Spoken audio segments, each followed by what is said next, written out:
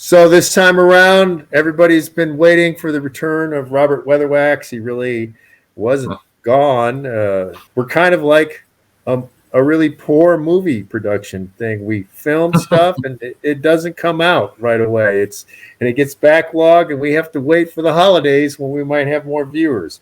So anyway, but Robert Weatherwax is here. The two of us are back, and we're talking about something that we really have strong feelings about, and we will explain why. And everybody else is doing it wrong. Yeah, everybody else is doing it wrong. And this is something that for the pet dog trainers sell as a point of greatness for some reason, and they've taken it from sport obedience trainers who have been doing it for many years, many decades actually. And I'm going to launch into that. So I'm going to give you people an overlying bullet points about why this is not good, and then we'll delve into it like we always do it. And we're going to approach this from, again, the tactical and the practical, which is, in this case, I will be the tactical guy because that's what I got experience in. And then Robert's going to tell you why this is stupid, basically stupid for movie, TVs, and commercials.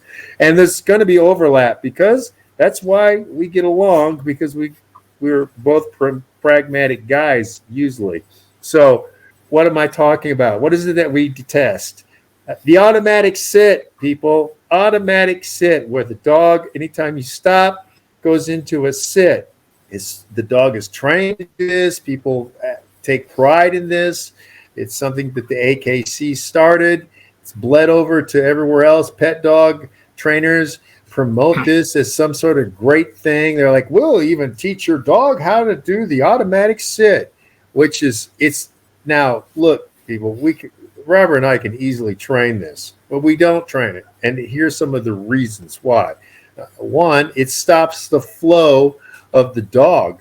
If the dog is standing and moving, then you stop the flow from making them sit. It's not tactical, meaning the dog cannot move quickly from that position, which is one of the reasons why for both of us, we don't want the dog to sit, because it does slow him down and it hinders further training. This is point number 2. This is something really important. It hinders further training, because if you're training the dog to sit every time you stop, then you have to untrain, you have to detrain this, because if you want the dog to be able to move backwards with you, and I mean walk backwards, I don't mean turn around. This is what pet dog people do. They have the dog turn around, and that meaning you do a U-turn basically.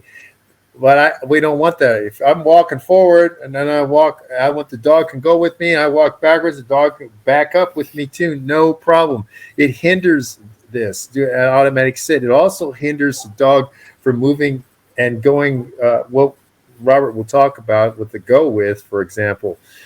And number 3, it shows that it's a pseudo control move, because again, like we've talked about in other videos, where the people who want the dog to stare at them at all times, that's a pseudo control move. Of course, we don't want the dog to stare at us. It's not normal. The dog obviously can't operate in a military zone by looking at me when he needs to be looking forward. Same thing in a movie. He can't be looking at the trainer. He's going to walk off the set off a cliff. So I don't want to. It's hard for me not to go into some of the points for Robert, but because these things are so connected. And again, this pseudo control move is something that people do because they're like, they haven't worked long enough with their dog to have him in a position where if he's standing up, or if he decides to go down, lie down, or if the dog wants to sit, we don't care if you're there for a long time, if you stop for a long time.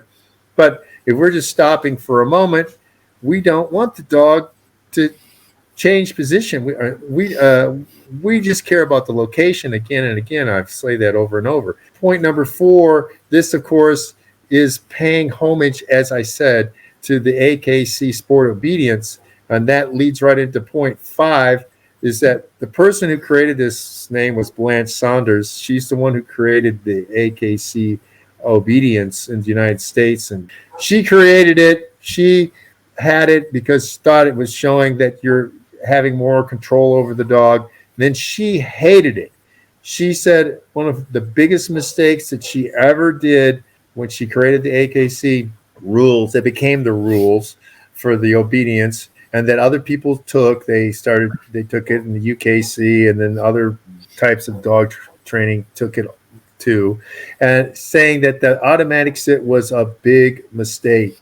She regretted it. She said she regretted doing it. She'd like to try to remove it, but it was already entrenched by the time that she went. And that's like, we're talking like 20 years later, she wanted to remove it. She just said like I said, it kills the flow. It's not good. And it stops the dog from doing other things. And number 6 point is that doing this is just a reinforcement of sport healing. Now, if you have a pet dog, why are you trying to be a pseudo sport obedience trainer? Or why? Well, it's not practical. It doesn't make any sense. Why would you do this? If your dog is not competing at all in some sort of contrived competition, why would you have them imitate that? It doesn't make any sense. And again, it's not tactical. I do not want a dog that's a scout dog, for example, that has to alert me to the enemy sitting down for no reason every time I stop. And same thing with bomb dogs and such, because the sit is actually a way that they signal that they found something, by the way. A lot of people don't know that, but you train the dog to sit. Some people train the dog to lie down, but most people train the dog to sit. So the sit, you don't want to have the dog sit unless he's indicating that there's a bomb or there's narcotics. And again, this is a part of point number 7, that this is part of a healing method that we don't ascribe to. Robert and I do not ascribe to the 10-inch, 12 inches away from your leg at all times. And this is part of it, because if changed healing, because originally healing was different. And people will say, well, they took it actually from bird dog, gun dog people. And that healing was much further back. The dog was much further back from you because the shotgun would be in his way, or you're carrying birds on that side, depending. So the dog was back from you. And some people, some tactical guys and women still train the dog to be kind of trailing, or we would call it trailing you, but they're behind. But now everybody wants the dog for the sport and the pet dog people who think that they're being really cool. They have the dog is by their knee. And so when they have the dog automatically sit, it reinforces this position, because when they stop, they want the dog to be sitting by their knee. And this is something that we don't ascribe to, because we're not about the stormtrooper mentality of this. We're more about control, actually having control, and that is through letting the dog be himself and independent.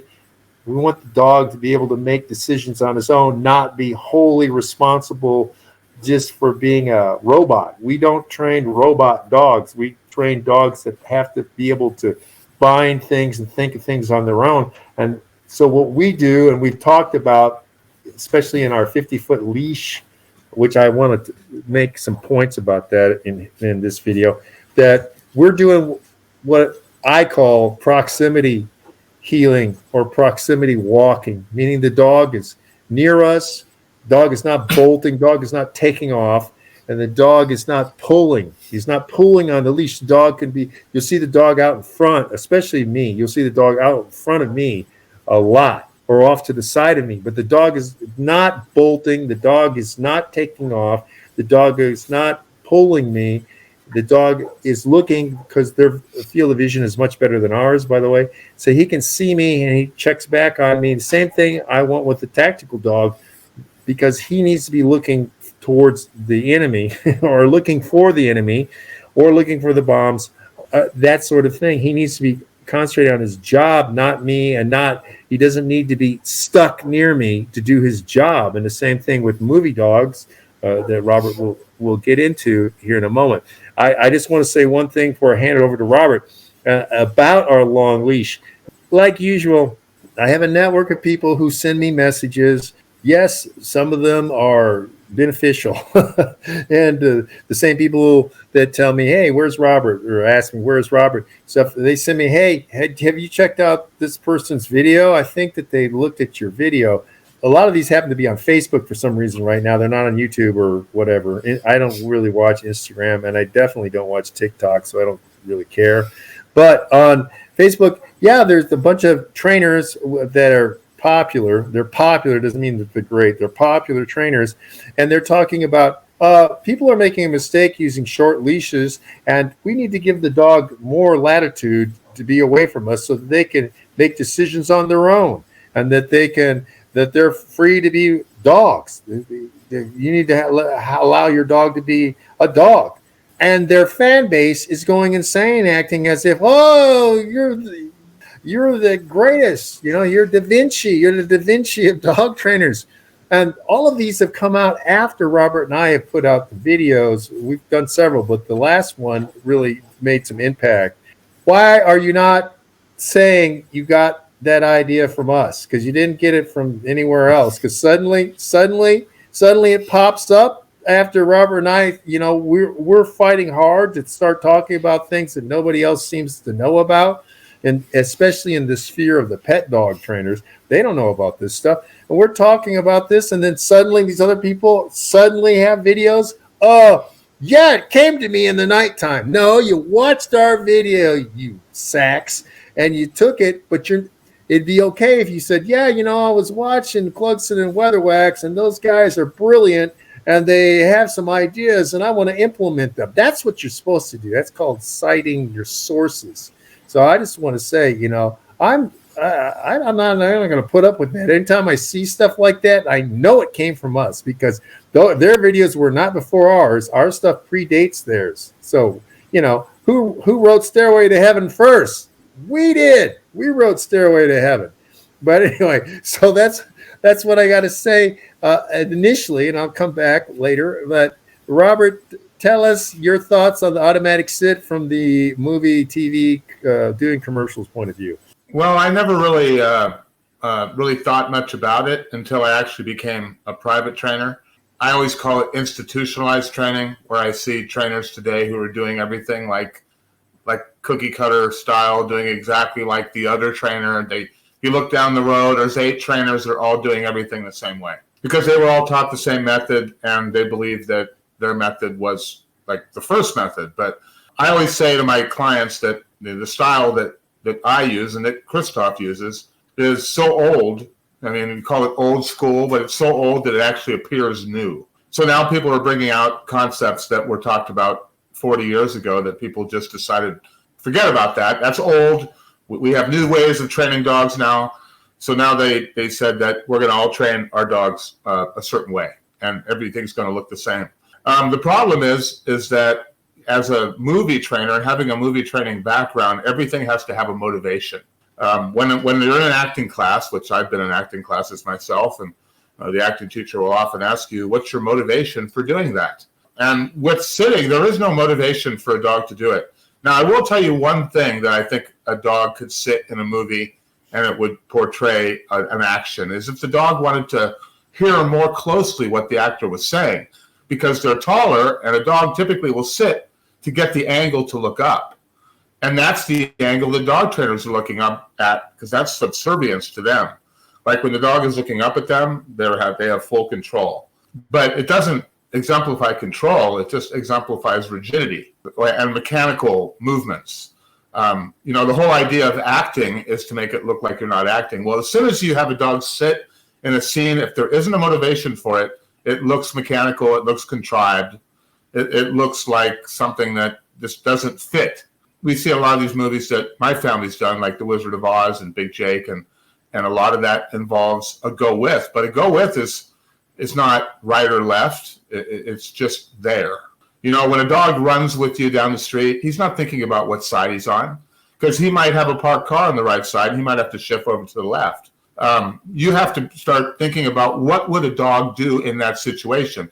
And I've never seen a dog sit unless they were specifically told to sit. Or if they get tired of standing. So when a dog is on a stay, I always feel like the sit, not only does it look mechanical, but it also makes the stay easier. It doesn't, it doesn't teach them about staying in a position, because if a dog's on all 4 feet, standing on a mark or not on a mark, just on a patch of grass, whatever, they're going to be in a better position to run, and your stay is going to be more reliable if you can get a good standing stay than if you put them in a fixed position, because that's another step they have to take in order to run off. And I think a lot of trainers don't have confidence in their stay, so they put them in a sit because they feel in their minds that they're going to have better control in the stay because the dog is further down. He's kind of fixed. And as far as crossing a street, I mean, clients will say, hey, aren't you supposed to make him stop and sit before you cross the street? I'm like, why would I do that? The light's about to turn green.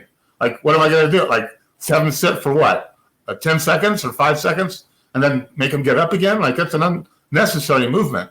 It would be like if you ran in place for 5 minutes before you ate 1 spoonful of cereal. It doesn't make any sense. Just eat the cereal. We don't have to do all the other stuff. Right? That's all just ceremonial stuff. And I think that's what the auto sit is. It's like some kind of ceremonial thing that trainers do, but it has no purpose whatsoever. And the only time I want a dog sitting is if I'll often do that, like make a dog sit if they're kind of aggressive and iffy about me. Once they get familiar with me, I might give them a command and raise my hand above them, tell them to sit. That's just to make sure they're not trying to kill me. They don't still want to kill me. And they're like, hey, they sat. So you must be like, beginning to adapt to me. So there's reasons why I might use sit, but sit is to exercise control. And in the type of training that I use, it's not about exercising control. Christoph mentioned it before. It's about creating movement and being able to put behaviors together. And as soon as you start having a dog sit, everything stops. It's like all the flow, everything's gone. When Lassie comes into a scene and tells Timmy, or Timmy's in the well or whatever, the urgency is there because he didn't sit, because he came in, he was high tempo, he just got done running. He's not going to take a nap and, go get Timmy later. He's going to want you to go now. And standing creates urgency. So a dependable stay, it doesn't include sit. I mean, I tell my clients all the time, what does sit have to do with stay? It doesn't have anything to do. Most of the time when I teach sit, it's on the way to lie down. And then, of course, lie down can be a lead into a lot of other things, crawl on your side, head down, whatever. Sit is also a position I use to teach shaking hands or sitting up, but it's a prelude to something else. It's not a trick in itself.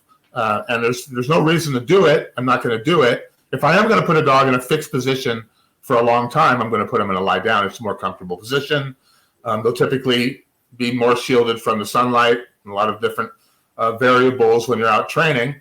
You have to think about those things, like, is the dog looking directly in the sunlight?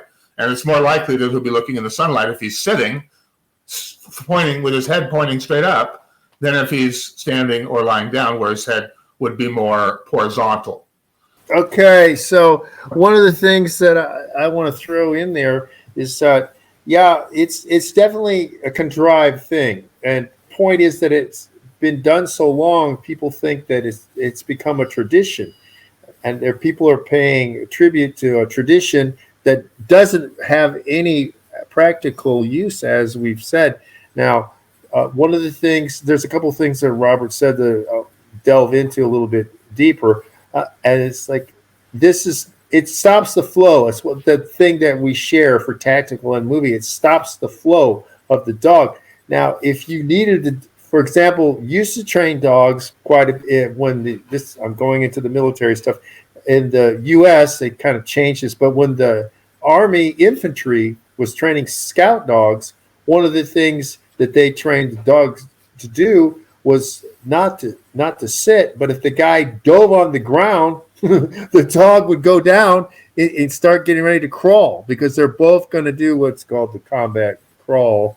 Utilizing the combat crawl, I remember hearing that so much in basic.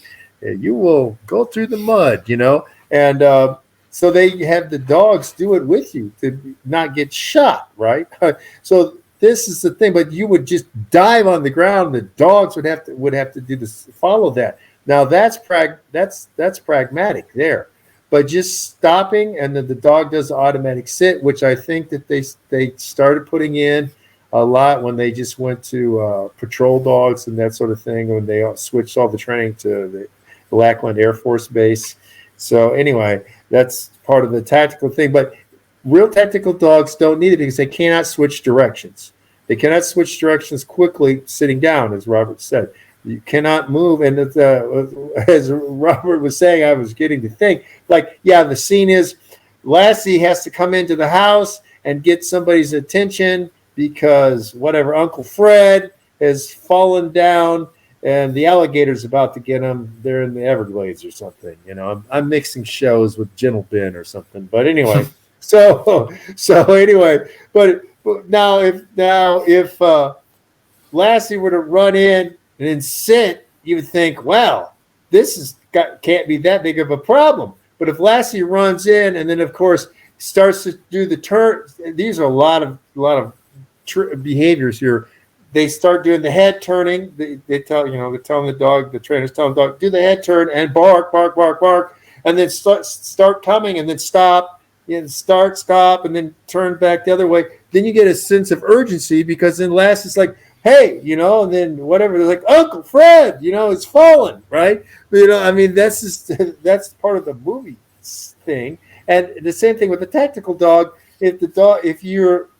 When they were sending messages, they don't want the dog running in and then just sitting there because they want the response. If they send the dog back, it depends. I'm getting into things that people don't do much anymore, but the message dogs in the jungle, they still do it. They're going to put a return message in the tube that's on the collar right away. They're not going to sit around and have crumpets and tea, right? For a while. and then let's get back to the message. No, it's not. So the thing is, like, the dog knows that this is just something. It's a momentary thing. And when the sit is a much longer thing. Now, there are some dog trainers like retriever trainers. They use the sit a lot because they will stop the dog from running. They'll tell them to do a sit. They don't use the down because the dog can't see the birds within a down. So that's why they use the sit a lot. They actually do whistle stop. So the dog will be running and they will blow. They train the dog for this on the whistle and the dog will hit a sit. That's one of the things. And again, people, if you know more types of dog training, you can bring things in and say, hey, why did they do it? There's a reason, though. What I was getting to, Robert was talking about motivation. There is a motivation for that.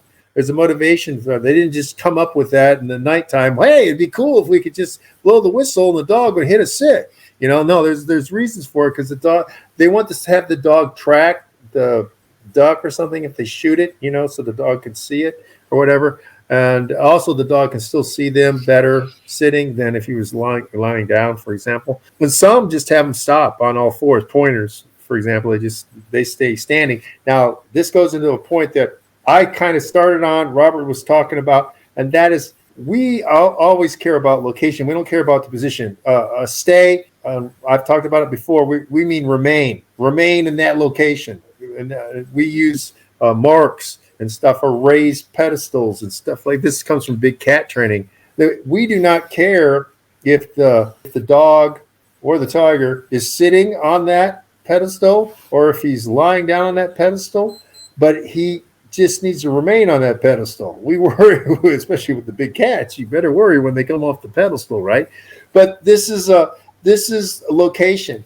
And also what Robert was getting to was that the pet dog people are not secure in their training because it's a confidence builder for them to put the dog in the sit because their stay is not as formulated or as developed. I guess I should really say it's not as developed as what we want. Now, look, I keep playing it all the time so people will see that doing the quarter mile sit, stay, and then recall. I'm doing a sit because he can see me better in the sit. But if he shifts position, I don't care. It's not about that. It's about him remaining there until he signaled for me to come to me in a recall. Or if there was some danger, now he's free to break that. He's not supposed to sit there and let a tank roll over him, for example. So a lot of people want that type of thing. This is what I'm talking about. We're not creating robots. We're creating dogs will do what we say unless it goes against their own best interests. Just like a sled dog. If you told the sled dog to go left, it's the nighttime, which is what most people don't understand. Most of the long distance racing is in the dark. When you tell them to go left, and that's a cliff or that's a river going left, and we don't want the dog just to do what we say. You want that lead dog to say, hey, dumbass, that's off the cliff. I'm not going off the cliff with 14 dogs and you. I'm not going. We want the dog to be able to know that if there's a reason for us to say it, do it. But if it's against their best interest and ours too, same thing. If you tell the dog this same thing, bomb dogs, another example. Hey, move forward. Dogs are trained not to budge. If there's a bomb, they are trained not to budge and not to let you move forward. Hey, the dog is not trained.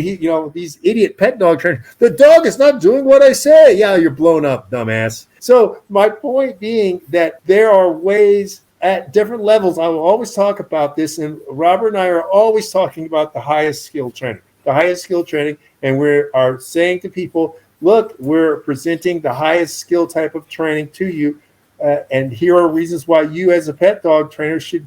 People are like, I don't need a movie dog, but you can learn from a movie dog. And again, everybody, whenever I ask them, what would you like to have, Lassie? Yes, I would love to have Lassie. That's the type of dog that I want. I want that type of dog.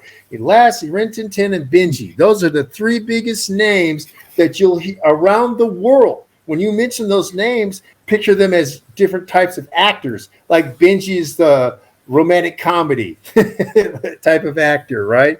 And Lassie's the all-around character actor. And Rin Tin Tin is sort of like Sylvester Stallone, action, or that type of actor, right?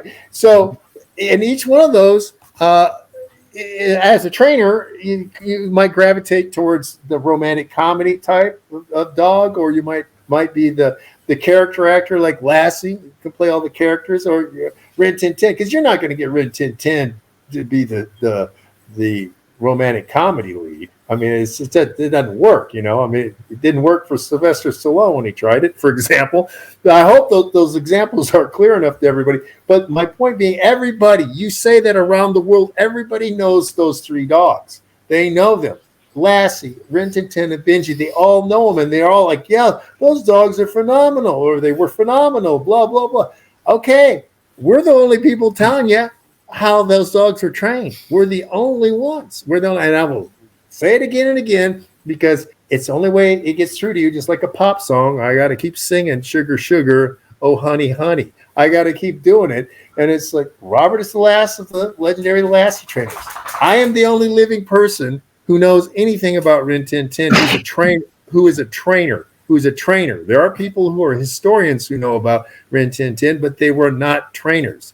They're not trainers, and they make mistakes. There's big differences between a trainer who knows about something or just a historian. It's the same thing with Lassie, a whole other bag of stuff. But I want to throw that out there because Robert's like, what's the motivation? Here's the motivation of why we're doing all of this. We're bringing this to you because we're presenting another method that a lot of people don't know about. And everybody, again, I'll say it again, they all like Lassie, they all like Rin Tin Tin, they all like Benji. Who has those methods? We do. Well, one thing I want to mention too is that when you use a sit, I mean, if your goal is to have the dog sit, then that's fine. Have them sit. But like I mentioned before, sit is a segue to other commands. It's not a command in itself. I don't use it that way. Like we mentioned, how it stops all the action. For example, if we want a dog to quickly take off somewhere, they're going to be in a better position to run if they're already standing. It just adds an extra step. Like if you're driving a dog back up, which we have dogs back up a lot. When I see a dog that has an auto sit, when I tell them to back up, they automatically sit.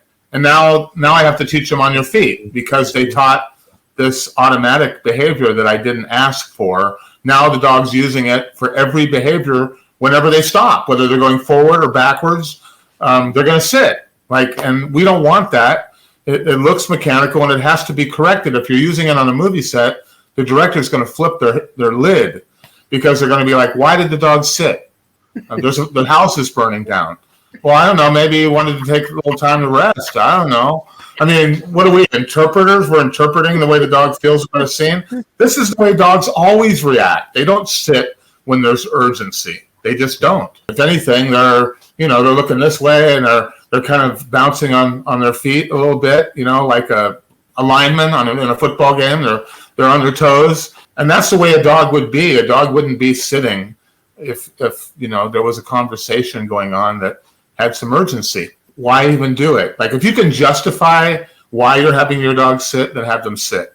For me, I'm going to have them sit because now I can teach some other things that they can only do from a sit position. And there's going to be times when, like, you're on a set and the dog's sitting where they actually want the dog to sit. Then you have to have them get on their feet and go over there. Well, if the end game is to sit, the dog is going to be confused, thinking, well, this is like the end, right? Once I sit, I don't have to do anything else. But Christoph and I are always thinking about the next command. And it's hard to go to a next command from that position. Retrieve is a perfect retrieve. Retrieve is one thing. When a dog carries something, it was natural that they might sit to hold it better in their mouth. But when they drop it, or they have to take it somewhere else, then sit's working against you.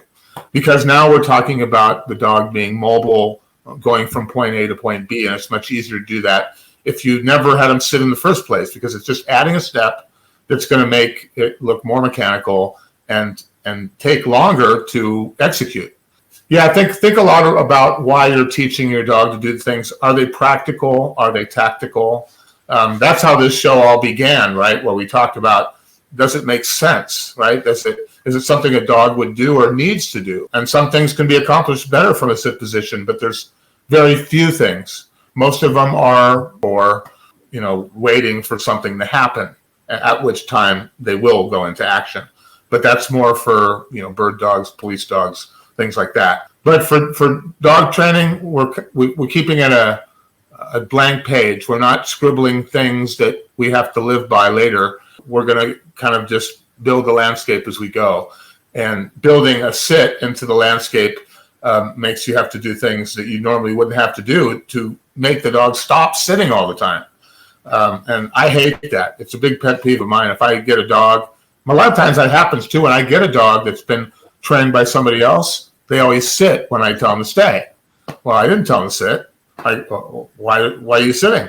So now I have to teach them on your feet. And I never would have had to do that if they didn't have this auto sit already built into them. So don't make your life more complicated. You think you're making it easier, but what you're doing is you're kidding yourself into believing that a dog will stay better if they're sitting. No, a good stay doesn't need the dog to sit. When you say stay, whether the dog's walking, sitting, lying down, they're going to stay in that position. Like Christoph said, you're remaining in that position.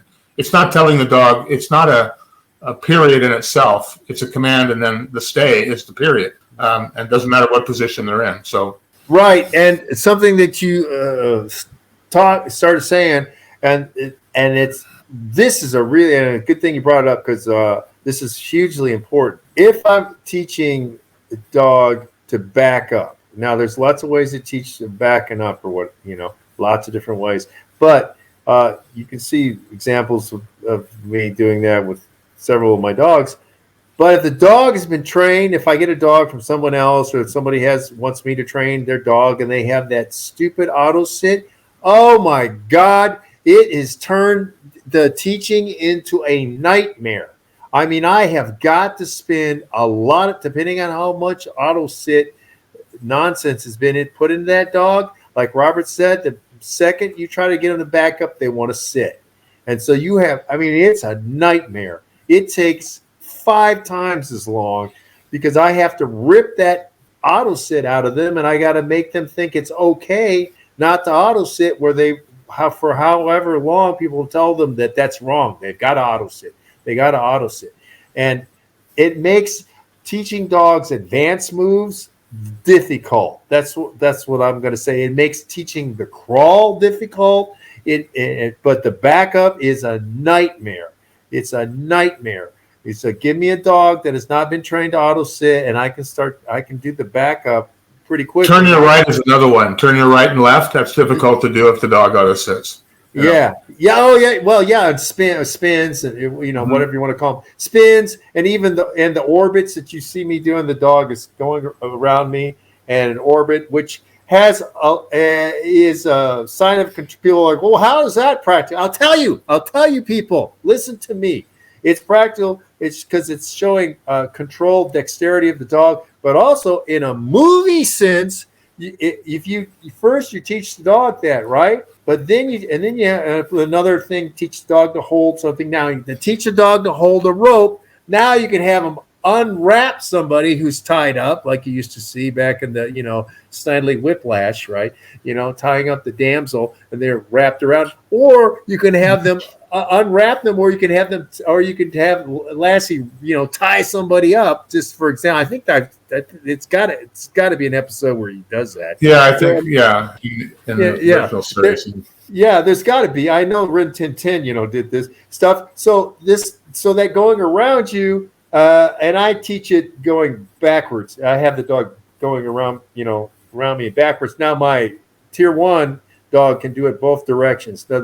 Some of the other dogs, one direction is all I do because it's too confusing to some dogs. They just can't handle. But anyway, we're going off on tangents again. But it reiterates what Robert said. We're doing everything that's practical, tactical, and what is the motivation? What's the reasoning behind it? Everything that I'm doing, people, well, why are you teaching a whip? Because they don't want to admit that no one else can teach a 120-pound dog to switch limp. For movie work, people, for movie work. What do you think? Because the script calls for it. Yeah, right. It's called acting. It's like acting. It's like saying, "Oh well, I was going to do this part, but I didn't know how to ride a horse, so you can't play a cowboy." It's the same thing. If you're, I'm putting it out there, but people they always want to try to dismiss some of the things that we do as if it's no big deal. It's a big deal. And that's why no one else is doing it. That's why you don't see anybody else. That's all the border collie people can't do it. They can't do it because it's not the same technique, not the same method to train. It's a much bigger, more powerful dog. But anyway, the point being, the automatic sit, I want to reiterate this point because this is huge. It makes teaching advanced moves really difficult, really, really difficult. And Robert and I don't want to see it because it makes our job so hard because it was like, I could have had the backup already, but I've got to rip this. It makes me insane. It really does because I'm like, it doesn't take me this long to teach, it's not like a run-on sentence. It's more like putting a period after every word. Right. Yeah. Well, exactly. It's like if some of you people will know this. You'll see older people who are trying to merge onto the highway, and they're on the on-ramp. They go, but then they don't feel safe. They go, they stop. They go, they stop. They go, they stop. They go. And it's choppy. It's choppy. Right. That's where the accidents happen. Right. Mm-hmm. Because and it's the same thing as far as teaching the skill. It's the same thing as we want to teach these advanced skills because.